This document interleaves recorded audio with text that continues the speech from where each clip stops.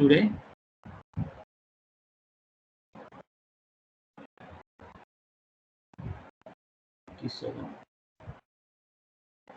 Fine. Good morning once again. Let us discuss the theory part related to naive-Bayes classification algorithm. The example we have already seen in the last class. So some theory related to naive-Bayes will be discussed today. Right. So let me share the screen. So friends, before we actually get into the naive-Bayes algorithm, naive-Bayes classification algorithm, we have to understand one important component called as argmax, right? Or you can say MAP. So what is that? We will see. We will try to understand. We have already seen it, but we did not discuss much about argmax.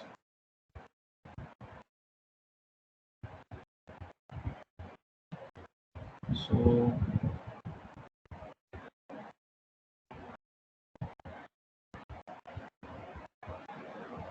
this component called as argmax, ARG.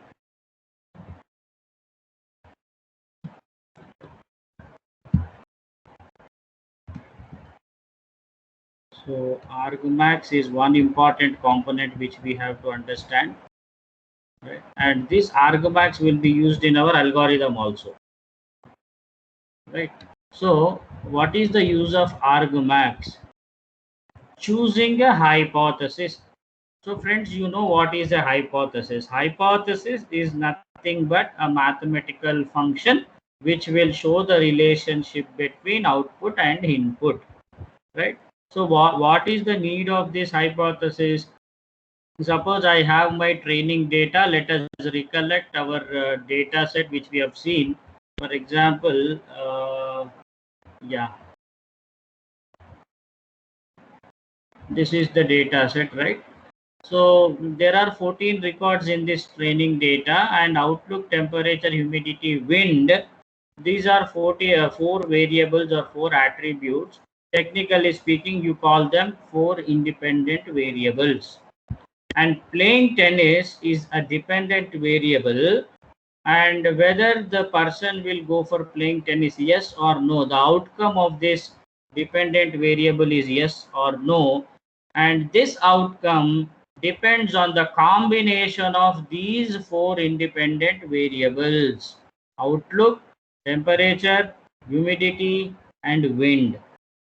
So friends, these are the 4 independent variables, and based on the combinations of the data or the values of these 4 variables, my final outcome, playing tennis or going to play tennis, that depends on these 4 variables or 4 attributes.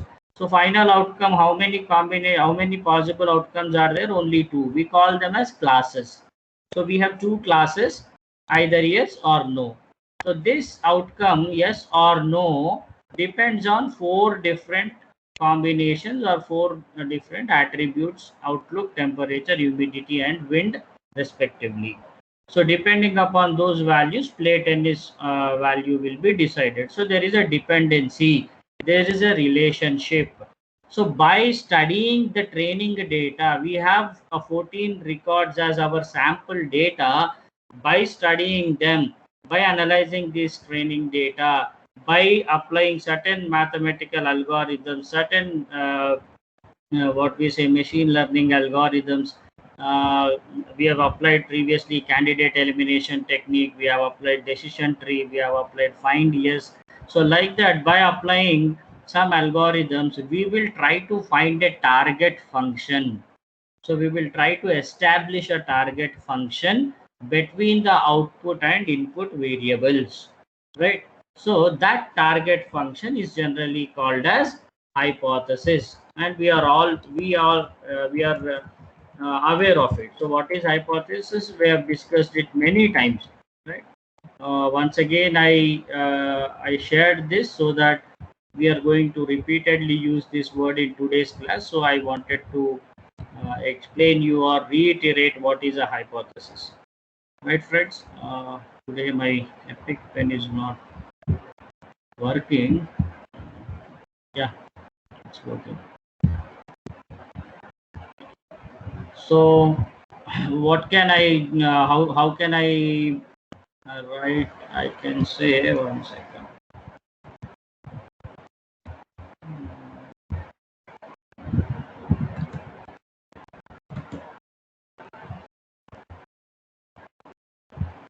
So here I'll write. So what is hypothesis? Hypothesis is nothing but it's a mathematical function, right? Hypothesis is equal to a mathematical function which is applied on the inputs, right? So this mathematical function or an algorithm which is applied on the inputs, and it will tell me what should be the output. So I am trying to predict the output based on the function which I have applied on the inputs.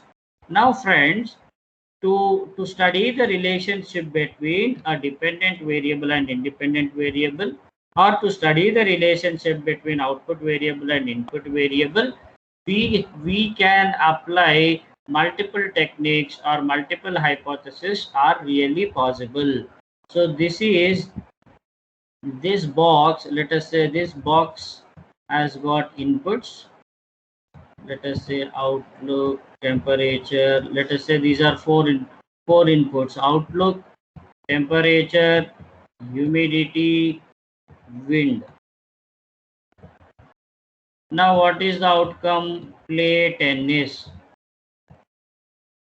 So friends, what I will do is, here I can apply some machine learning technique, some algorithm or some mathematical function, and I would like to study the relationship between these input and output variables. So friends, what I will do, I will apply one mathematical function or one machine learning algorithm. Let me call it as M1, right? Now when I applied M1, I got some output, some hypothesis. I call this one as H1,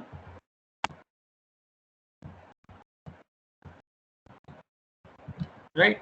Now what I will do is, I have my 14 training records, right? So what I will do is, in those 14 training records, I will use, let us say, some 8 or 10 records to train my algorithm, to train my machine learning algorithm. Remaining 4 records I will use for testing. So why I use remaining 4 records for testing? Because to know whether my model is working properly or not, I need to have some test data for which already I know the answer.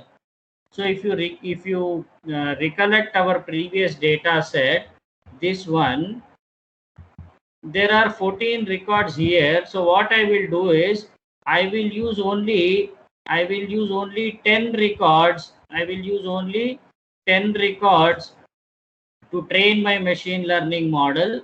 I'll use only 10 records to train my machine learning model. Remaining 4 records, I know the output. For remaining 4 records also I know the output, but I use 4 records to test my model. So just imagine, if I use these 4 records to test my model, let us say this hypothesis has generated, out of 4, 3 correct answers it has generated. Similarly, for the same problem, for the same data set, same inputs, same 4 input attributes, I will apply another technique or another algorithm or another function or another formula. I will see how PT is behaving, right? Like that, friends, for a single problem, there will be a possibility of getting more number of hypotheses, more than one hypothesis, which can represent the relationship between input and output is possible. Which one you are going to select, that depends on certain parameters. Obviously we would like to select the hypothesis which will give me more accurate classification. Am I correct? So we will be selecting a hypothesis which gives more accuracy, right? So now with this preamble, we will go back and we will try to understand what is this argmax. So the title itself says choosing the hypothesis. So theorem, Bayes theorem will also help us in choosing the best possible hypothesis. So what is this Bayes theorem? Right, P of H by D. So friends, this P of H by D, this one is called as posteriori probability. Right, this one is called as posteriori probability. Posterori, posteriori probability. Right, posteriori probability. You have to remember this word, this is important. Right, and this one is called as P of H is called as prior.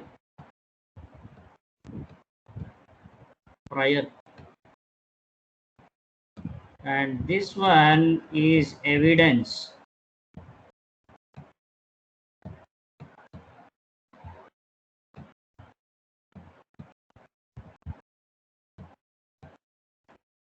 And this one is called as likelihood.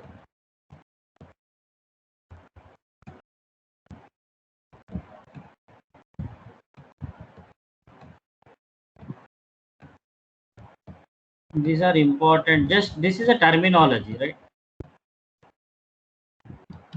So P of D by H, here H is the hypothesis, right? So P of H means prior. Prior means, if you recollect, in our cancer prediction example, in the question it was given 0.008% of the entire population will have cancer. That was given in the question. Means that that part means 0.08. It is expected that 0.08 percent of population will have cancer. That is what is clearly given in the question. The prior knowledge we have already mentioned in the question. So that is called as prior.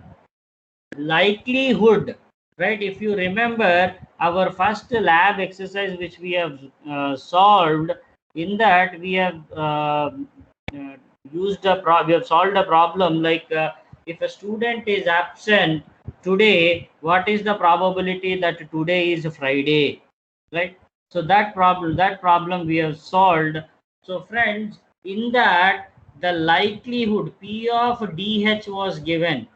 If it was Friday, so if it was Friday, reverse of it, if it was Friday, and if I look at the absenteeism was somewhere around 0.03, right? So this is the likelihood of students being absent on Friday. So that part is called as likelihood, P of D by H. Now what we were supposed to calculate is, and actually one more component is missing, evidence. What we were supposed to calculate, that I'll come back. Likelihood means, if I relate it with our previous example, yeah. So likelihood. So if today is Friday, right, the general absenteeism on Friday is 0.03%, that was given. So the chances of students being absent on Friday is 0.03%. It was given. It is the chances or likelihood of percentage of students being absent on Friday. Its likelihood or chances is 0.3%. It was given in the question. And this part is evidence. What do you mean by evidence? If you recollect the same problem, right? How many times a Friday can occur in 5 days? And that school was 5-day week school, right? It was a 5-day week school. So in 5 days, how many times Friday can come, right? For that we have an evidence. We know that there are 7 days in a week, and in 5 days, at least once the Friday will come. So 1 by 5, it is something which we know very confidently, very clearly. There is an evidence like out of 5 days, Friday will come only once. So 1 by 5, 0.2% or 20%, that 0.2 is the answer which we got. So which is called as evidence. So friends, this Bayes theorem formula, right? Each and every component, if you observe, the P of H by D, the one which we are computing, is called as posteriori probability, right? And it is a product of likelihood into prior divided by evidence. Likelihood into prior divided by evidence. So same thing we have applied in our first lab experiment, wherein we have computed posteriori probability. Means if a student is absent on any given day, what is the chance that that particular day is Friday? So reverse of it. So likelihood, reverse of likelihood is our posteriori probability. P of D by H is likelihood, P of H by D is posteriori probability, right? So now what we want is, generally we want the most probable hypothesis. So now what is our requirement? Okay, we understood what is a hypothesis, we also understood what is posteriori probability. Now what we want is, we want to understand this word maximum. We want to understand this word maximum a posteriori hypothesis. We want to understand this maximum a posteriori hypothesis, which is represented with H map and is generally called as argmax. It's a very common representation, argmax, right? Argmax. Now how do I compute, how do I find argmax? What do you mean by argmax? Means, see here, H map is equal to argmax. H belong to H, small h belong to capital H, P of H by D. P of small h by D formula we know very well. P of D by H into P of H by P of D. Basically this P of D, which is a evidence part, it's a constant. That's the reason, right? This constant can be ignored. So the formula becomes argmax of H belong to H, P of DH into P of H, right? So what is this small h and capital H? Small h and capital H are nothing but, as I told you, for a problem, I can have multiple hypotheses, multiple solutions, multiple target functions can be possible. So that set is represented with capital H. So H1 is one hypothesis, H2 is one hypothesis, H3 is one hypothesis. So this set is called as capital H. H4 is one hypothesis, H5 is one hypothesis. Like this I can have multiple hypotheses. Now what is the purpose of argmax? Using argmax, I would like to find which hypothesis is giving me maximum accuracy, or which hypothesis is doing classification more accurately. So whether it is H1 or H2 or H3 or H4 or H5, that is what I am trying to find, right? So here small h means first H1. H1 belongs to capital H, yes. So I will substitute P of H1 by D, right? Similarly, I will calculate P of H2 by D, P of H3 by D, P of H4 by D, P of H5 by D. So for all hypotheses, I will calculate the posterior probability. Posteriori probability will be calculated for all hypotheses H1, H2, H3, H4, H5, right? So after calculating posteriori probabilities, I will see which hypothesis has got the maximum posteriori probability. The hypothesis which will get maximum posteriori probability, that hypothesis will be considered as H map, right? So suppose H1 has got the maximum, it has got the what we say, P of H by D value. I got maximum value for H1. So then I call argmax is equal to H1, or I can say Hmap is equal to H1. So I have multiple hypotheses. In multiple hypotheses, I would like to find which one has got the maximum posteriori probability. So posteriori probabilities are useful in finding which hypothesis is more accurate. So maximum a posteriori hypothesis, HMAP, is an important word. And what do you mean by HMAP? HMAP is nothing but for all hypotheses we will calculate posteriori probability, and the one hypothesis which gives me maximum posteriori probability, that one is called as argmax. That is my argmax, right? So for example, friends, this is a maximum a posteriori hypothesis or argmax. So argmax is clear to everyone. Please let me know in the chat box. Is it clear? Argmax is clear to everyone. Kindly respond. Argmax is clear to everyone.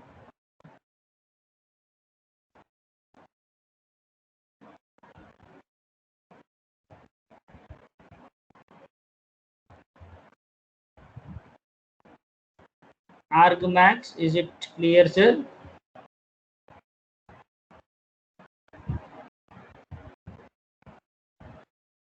Please respond. Yeah, that's great. Fine. Argmax is clear. That's great. Fine.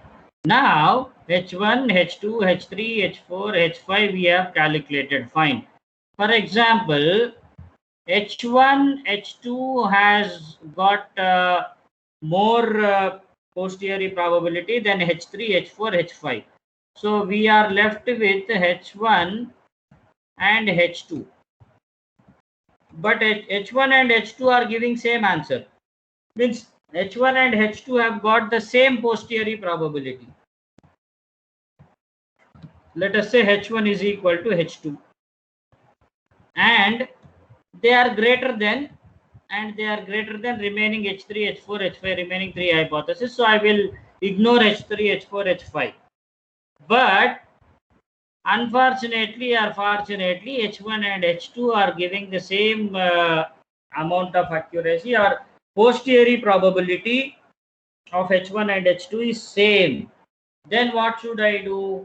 If they were not same, obviously I used to pick the one which was giving me the maximum posteriori probability. But if two hypotheses have got the same what we say posteriori probability, what should I do? So that is the next line. See here.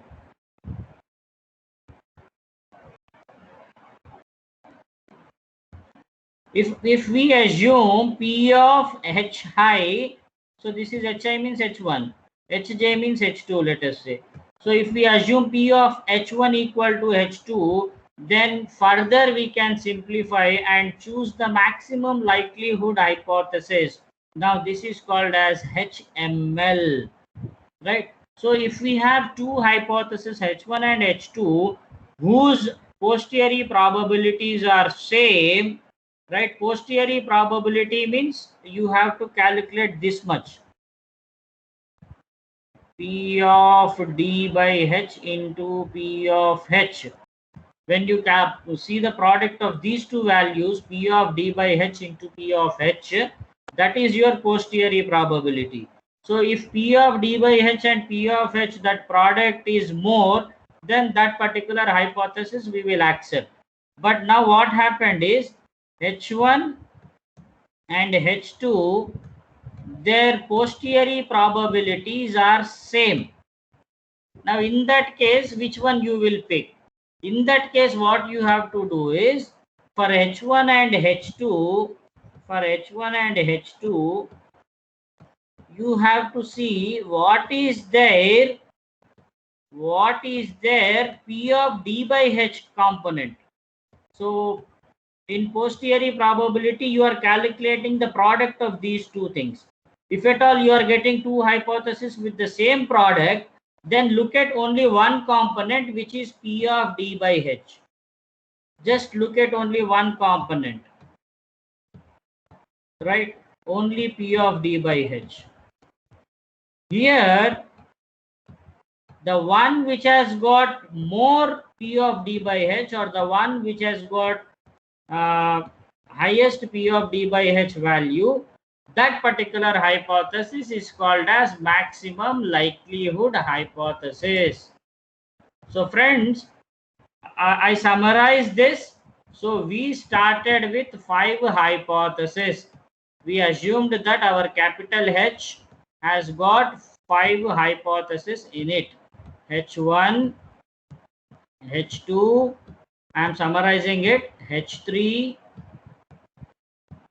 H4, H5. So friends, now here I will try to find argmax. What is argmax? What is the formula? I need to apply my Bayes theorem, P of D by H into P of H. When I apply my Bayes theorem on every hypothesis, I will see which hypothesis has got the maximum posteriori probability. If only one hypothesis, let us say H1, has got maximum posteriori probability, then I will select H1. That is the end of the discussion. Posteriori probability argmax computed. So H1 will be picked. There is no confusion there. Suppose H2 has got less posteriori probability, H4 has also got less, H5 is also less, so I remove them. But when I look at H1 and H2, their posteriori probabilities are same. So again, I can't pick, I have to pick only one, but H1 and H2 are giving me same posteriori probabilities. Then what should I do? So argmax I have calculated. Argmax I have calculated, and argmax is giving me same answer for H1 and H2. So after that, what should I do if I have this kind of conflict? In argmax, we are looking at the product of P of D by H into P of H. But for H1 and H2, I got same answer in argmax. So what should I do? I need to separately observe what is P of D by H value, only P of D by H alone. What is the value of P of D by H1, right? What is the value of P of D by H2? Only P of D by H values I need to observe. If P of D by H1 value for H1 is greater than H2, then H1 will be selected. If P of D by H2's value is greater than P of D by H1, means the likelihood component of H1 is greater than H2, then I will select H1. If the likelihood component of H2 is greater than H1, then obviously I'll select H2. So friends, either H1 or H2, if your argmax, if your posteriori probabilities are same, then you have to go for maximum likelihood hypothesis. Maximum likelihood, because this parameter is called as likelihood. We have seen in the beginning, right? This part is called as likelihood. This P by DH is called as likelihood. This is called as likelihood. So if your H1 and H2 are giving you same argmax, then you have to see the likelihood. If your likelihood of H1 is greater than likelihood of H2, H1 should be your answer. And vice versa. If H2 has got more likelihood, then obviously you should pick H2. So if you have multiple hypotheses, which one you are going to pick, that depends on Bayes theorem, or using Bayes theorem also you can select the best possible hypothesis. There are 2 steps involved in it. Step 1 is finding the argmax. If the argmax is giving you a final single hypothesis, you need not go to step 2.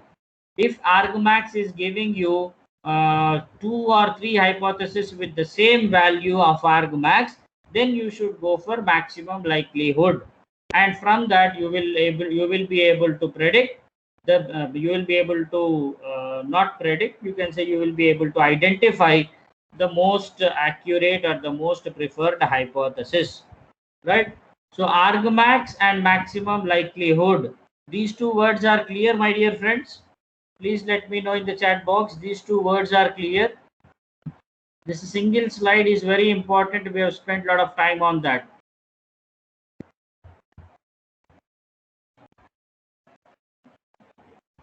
Please respond.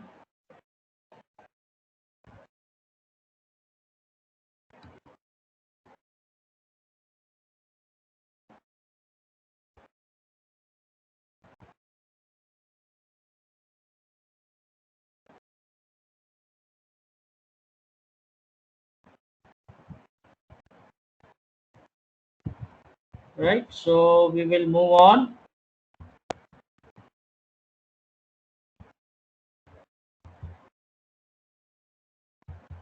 So this problem we have solved. This part also we have discussed.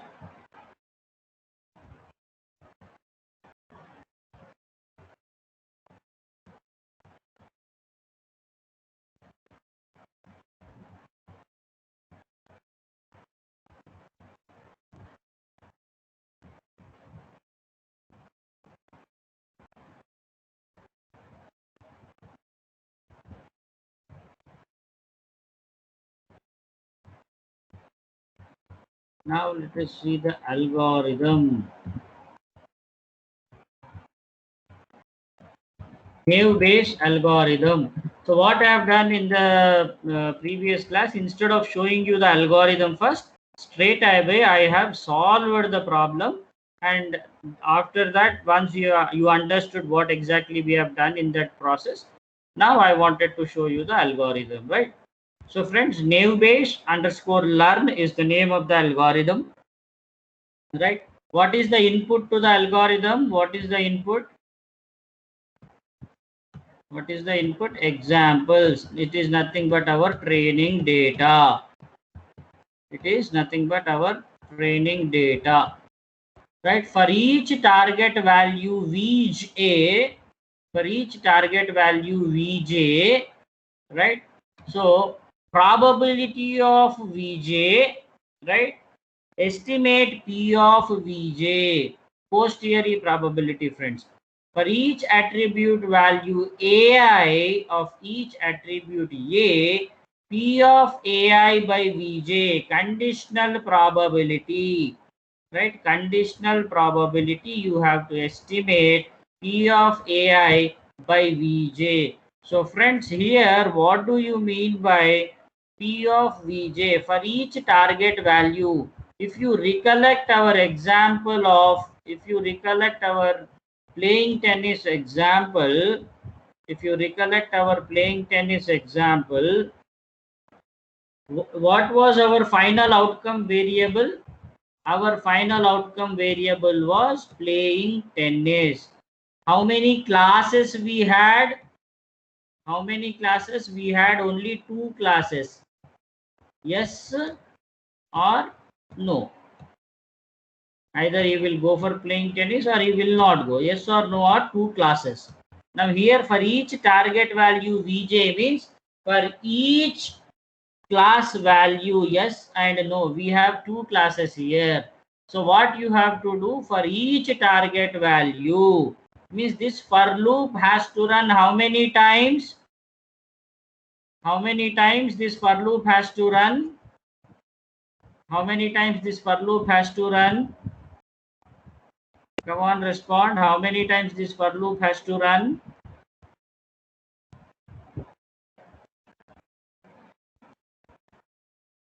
How many times this for loop has to run? Please respond.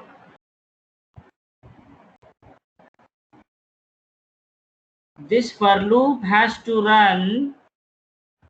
This for loop has to run 2 times because there are 2 classes. How many classes you have, those many times it will run. Means for each class you have to estimate this.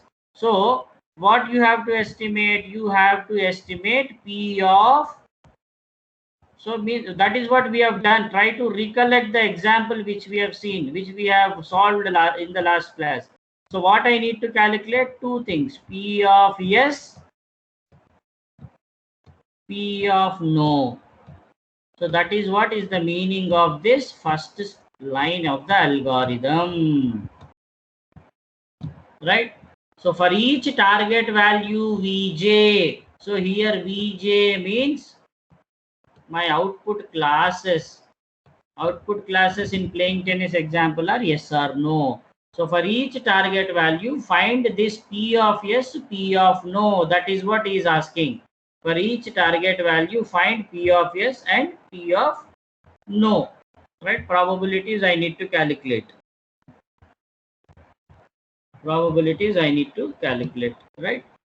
So for each attribute AI, of each attribute A, find the conditional probabilities. That is what we have done. Try to recollect, right? What were the attributes that will influence my playing tennis outcome variable? 4 attributes are there. What are those 4 attributes? 4 attributes are, what are the 4 attributes we have? We have outlook, we have temperature, we have humidity, and we have wind. So now what he is asking is, he is asking you to find conditional probability. See here, P of AI by Vj means probability of outlook is equal to sunny with respect to yes. Probability of outlook equal to sunny with respect to yes. Similarly, probability of outlook is equal to sunny with respect to no. Like that, I need to repeat this calculation of conditional probabilities across all 4 attributes for every combination of outcome classification. So this P of S by yes, P of S by no, sunny by yes, sunny by no. Temperature was cool in the example test case. So cool by yes, P of cool by no. Like that, all conditional probabilities we have calculated, if you remember. So for each attribute, you have to find the conditional probabilities. That is the meaning of this line, which we have done in our previous example. Now what we are doing, sir, classify the new instance. For the new variable, how we have predicted that this fellow will go for playing tennis or not? Based on given data, like outlook was sunny, temperature was cool, humidity was high, wind was strong, and we were supposed to calculate whether he will go for playing tennis or not. In that example, we have concluded that he will not go for playing tennis. I don't remember whether we have concluded that he was going for playing tennis or not, but we have seen, finally we have calculated probabilities P of yes as well as P of no, and which one was giving me more value, that decision I will take. So in our previous example, I think P of no was giving me the more value, and we have decided that that fellow will not go for playing tennis. So how the new data, classify the new instance, right? So when a new record was given, which is not my test data, training data, right, which is my test data, for that new test data, what was our new test data? Try to recollect. Outlook was sunny, temperature was cool, humidity was high,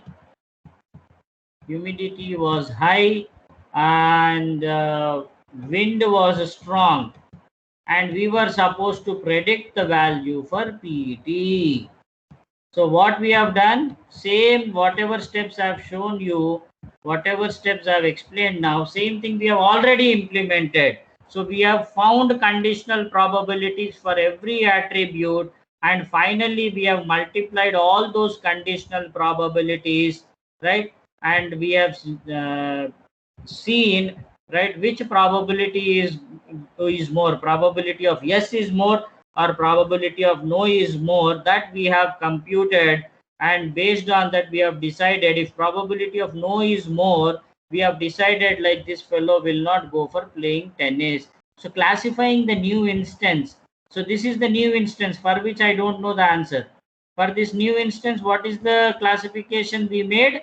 We have decided like PT is equal to no. How we have decided? Based on naive Bayes classification algorithm which we have applied. We have calculated all conditional probabilities. We have multiplied all conditional probabilities whose value was yes, and we have also multiplied all conditional probabilities of no, and we have divided them with overall conditional probability, right? Then we got some answers. We got non-normalized. We got two values, right? Some let me call it as x comma y. We have normalized these two values. If you remember that step 3, after normalization we have calculated p of yes and p of no, right? P of yes and P of no. Based on the value of P of yes and no, where whichever is more, that decision was considered. P of no was greater than P of yes. So we have decided that for this new combination, the person will not go for playing tennis, right? So this algorithm which we have discussed in which we have used and implemented in our previous class, right, is that theory example was explained now. So this was the example which we have seen, my dear friends, in the last class. We have solved it, right? It is summarized here. Outlook is sunny, temperature is cold, humidity is high, wind is strong, and we wanted to compute argmax. So what we have applied is nothing but argmax, which we have studied recently. So whichever is giving me the maximum posterior probability, that particular hypothesis, that particular decision we have considered.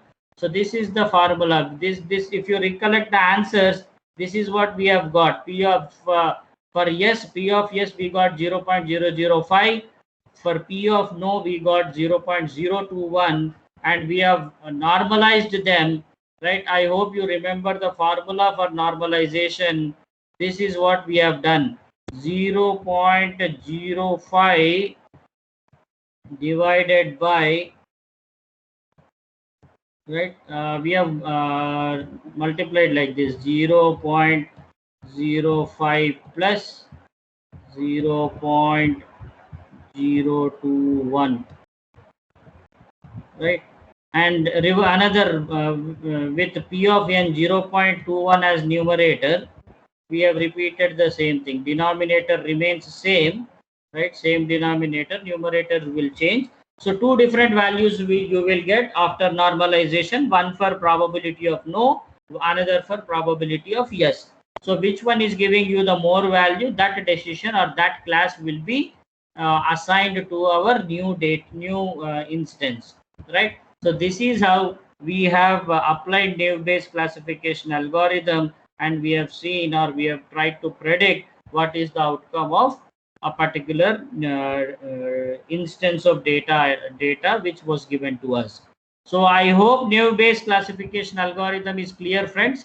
I think you have another class, so quickly you can join the other class. So thank you very much.